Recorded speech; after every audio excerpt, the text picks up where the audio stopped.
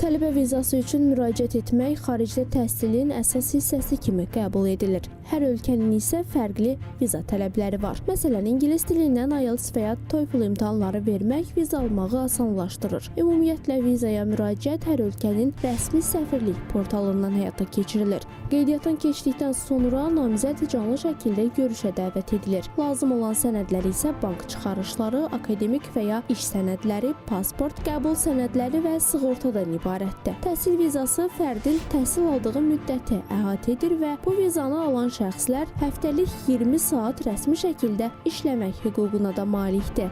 Şərtlər çox sadə görünsə də, bəzən bir o qədər də əlçatmaz olur. Son illərdə bəzi Avropa ölkələri, xüsusilə Fransa, viza müraciətlərinə imtina faizini artırıb. Əvvəllər isə sözü gedən problem İtaliya ilə yaşanırdı. Cari ildə ən çox viza problemini çətinləşdirən ölkələr arasında Polşanın da adı qeyd olunur. Ekspertlər bildirir ki, müraciət etdikdən hətta 3-4 ay sonra görüşə dəvət olunanlar da var. Bəs səbəblər nədir? Təhsil yolunda atılan addıma mane olan nüansları necə aradan qaldırmaq olar? Birincisi, miqrasiya siyasətinin sərtləşdirilməsi. Bəzi ölkələr qeyri-qanuni miqrasiyanın qarşısını almaq üçün viza tələblərini sərtləşdirir. İkincisi, sənədlərin düzgün təqdim edilməməsi və üçüncüsü, bayaq vurğuladığım kimi, maliyyə təminatının yetərsizliyi. Tələbələrin maliyyə vəziyyətlərinin yetərsiz olması viza verilməməsinə mane ola bilər. Məsələn, tələbə təqaüdsüz gedirsə və bank hesabında çox az miqdarda vəsait varsa, bu imtinaya gəlib çıxara bilər.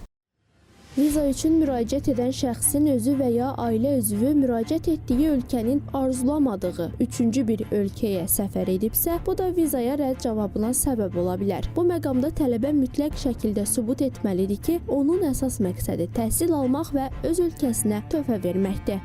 Ümumiyyətlə, viza siyasətləri ölkələrin daxili və xarici siyasətlərinə, həmçinin də qlobal hadisələrə görə dəyişə bilər. Amerikada viza siyasətində dəyişikliklər mümkündür. Lakin bu dəyişikliklər ölkənin miqrasiya siyasətinə və beynəlxalq münasibətlərinə bağlıdır.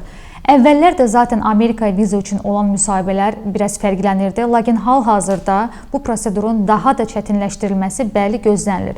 Tələbələrə tövsiyəm yalnız rəsmi yollarla ölkədən çıxmaqdır, qəbul aldıqları müəssisələri də dərindən araşdırmaqdır. Statistika göstərir ki, son illər Azərbaycanlı tələbələr arasında Türkiyə, Rusiya, xüsusən də Avropa ölkələrindən Polşa, Böyük Britaniya və Almaniyada təhsil üçün müraciətlər artıb. Məsələn, ötən ilin yanvar-avqust aylarında Azərbaycan vətəndaşlarının 42% Türkiyəyə, 22% isə Rusiyaya səfər edib. Böyük Britaniyaya maraq isə dövlət təqaüdü proqramı vasitəsilə artıb. Sonda onu da qeyd edək ki, xaricdə təhsil imkanı qazananlar üçün bu həyati fürsətdir. Bunun sənədlərə ilişib qalmaması üçün daha əlçatan və tələb yönümlü sistemə ehtiyac var.